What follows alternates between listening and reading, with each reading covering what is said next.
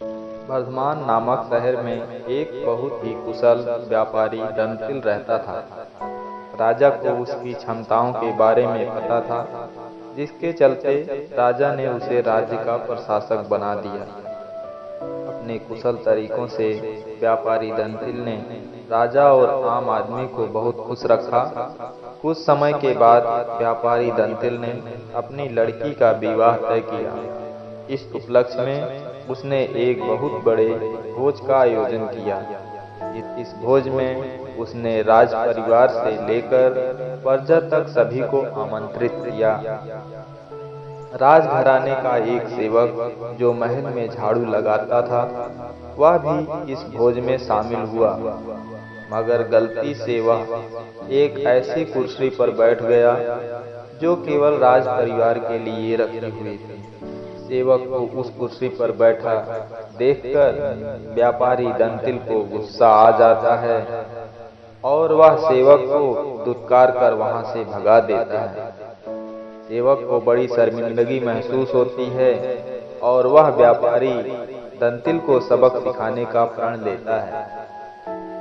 अगले ही दिन सेवक राजा के कक्ष में झाड़ू लगा रहा होता है।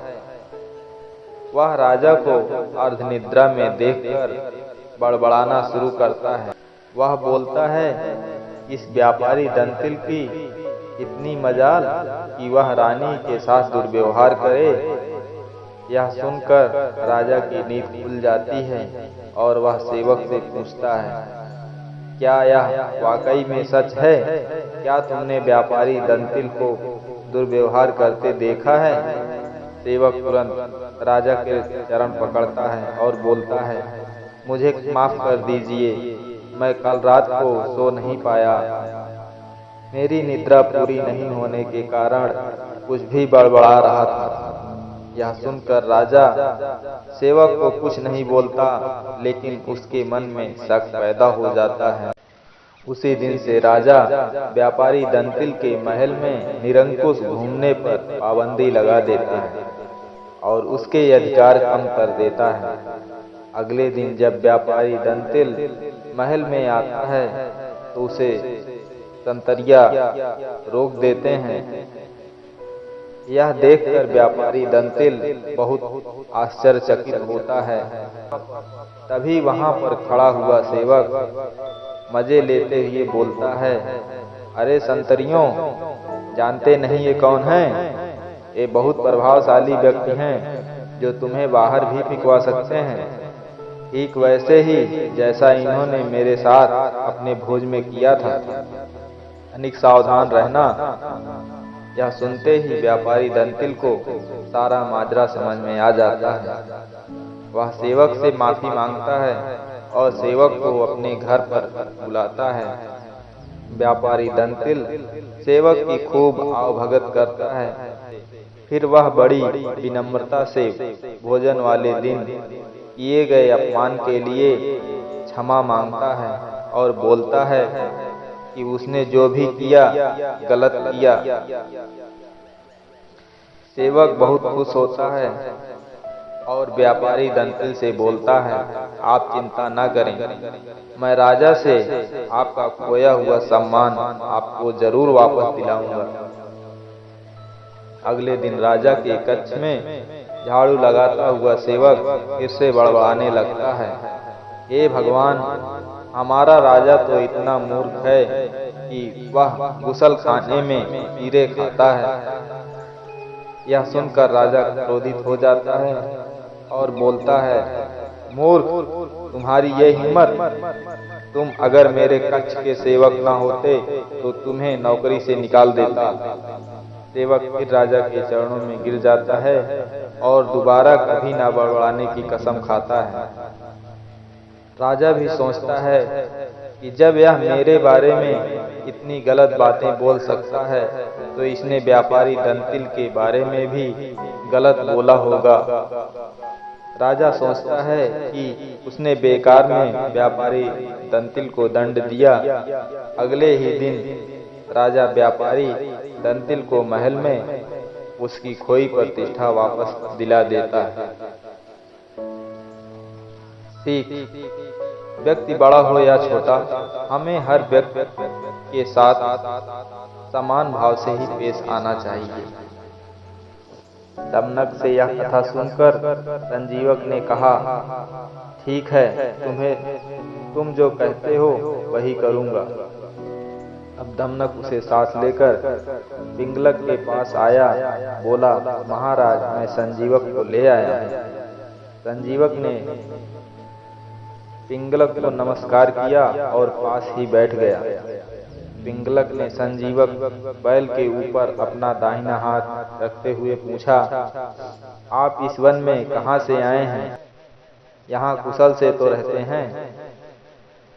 संजीवक ने अपनी सारी कथा उसको सुना दी। पिंगलक ने उसकी कथा सुनकर उससे कहा, तुम निडर होकर मेरे द्वारा सुरक्षित इस वन में विचरण करो। इसके बाद पिंगलक ने अपने जंगल का राजकाज नए मंत्रियों कर्टक और दमनक को सौंप दिया और खुद संजीवक के साथ आनंद से रहने लगा।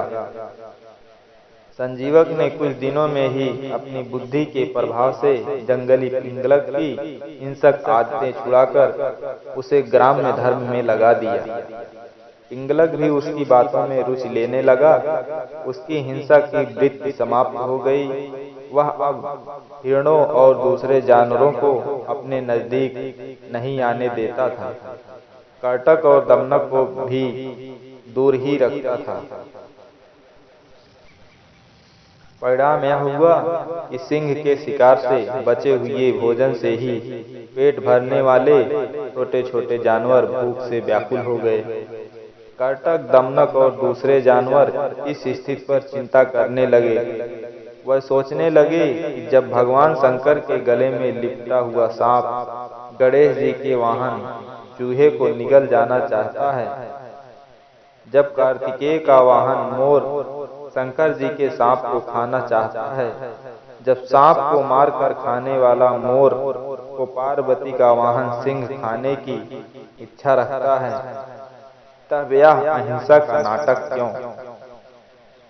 दमनक ने कर्टक से कहा, अरे भाई, अब तो पिंगलक और संजीवक में ऐसी प्रगाढ़ मित्रता हो गई है कि पिंगलक हम लोगों से विमुख ही हो गया है।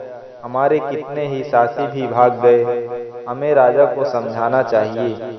मंत्री का धर्म है कि वह ठीक समय पर राजा को समझाए।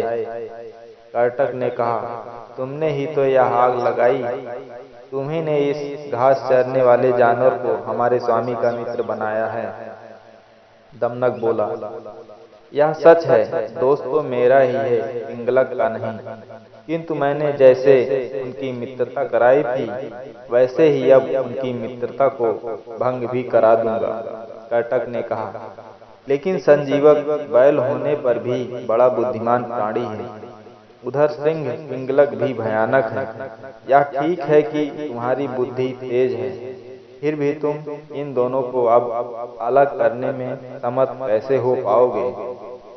दमनक ने कहा, भाई, असमर्थ होते हुए भी मैं समर्थ हूँ। जो काम पराक्रम से नहीं हो पाता, उसे भी चतुर व्यक्ति युक्ति से पूरा कर सकते हैं। जैसे कौवे ने सोने के सूत्र के सहारे विषधर काले सांप का अंत कर दिया था। कर्टक ने पूछा, वह कैसे हुआ था? दमनक अगली कहानी सुनाने लगा, दुष्ट सर्प और कौवा। हम फिर से मिलेंगे अगले वीडियो में एक नई कहानी के साथ, दुष्ट सर्प और कौवा, जो इसी कहानी का अगला भाग।